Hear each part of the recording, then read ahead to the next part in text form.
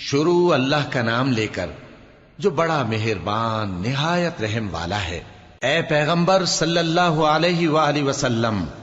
جب منافق لوگ تمہارے پاس آتے ہیں تو ازراہ نفاق کہتے ہیں کہ ہم اقرار کرتے ہیں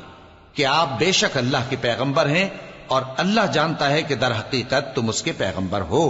اور اللہ ظاہر کیے دیتا ہے کہ منافق یقیناً جھوٹے ہیں۔ انہوں نے اپنی قسموں کو ڈھال بنا رکھا ہے اور ان کے ذریعے سے لوگوں کو اللہ کی راہ سے روک رہے ہیں۔ کچھ شک نہیں کہ جو کام یہ کرتے ہیں برے ہیں، یہ اس لیے کہ یہ پہلے تو ایمان لائے پھر کافر ہو گئے،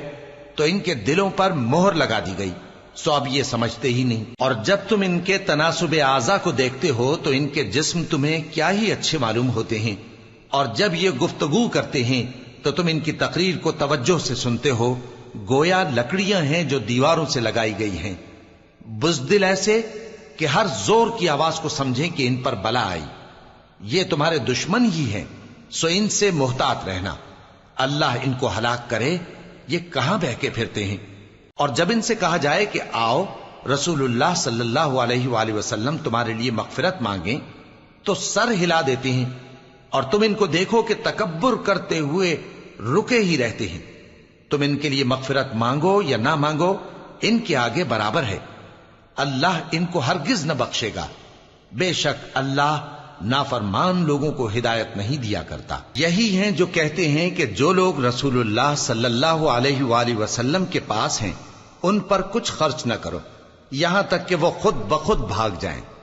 حالانکہ آسمانوں اور زمین کے خزانے اللہ ہی کے ہیں، لیکن منافق نہیں سمجھتے۔ کہتے ہیں کہ اگر ہم لوٹ کر مدینے پہنچے تو عزت والے ذلیل لوگوں کو وہاں سے نکال باہر کریں گے،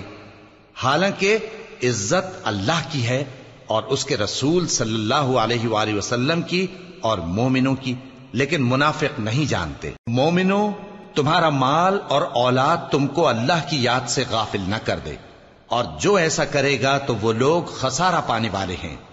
اور جو مال ہم نے تم کو دیا ہے اس میں سے اس وقت سے پیشتر خرچ کر لو کہ تم میں سے کسی کی موت آ جائے تو اس وقت کہنے لگے کہ اے میرے پروردگار، تو نے مجھے تھوڑی سی اور مہلت کیوں نہ دی تاکہ میں خیرات کر لیتا اور نیک لوگوں میں داخل ہو جاتا۔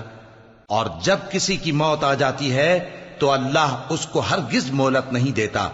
اور جو کچھ تم کرتے ہو اللہ اس سے خبردار ہے۔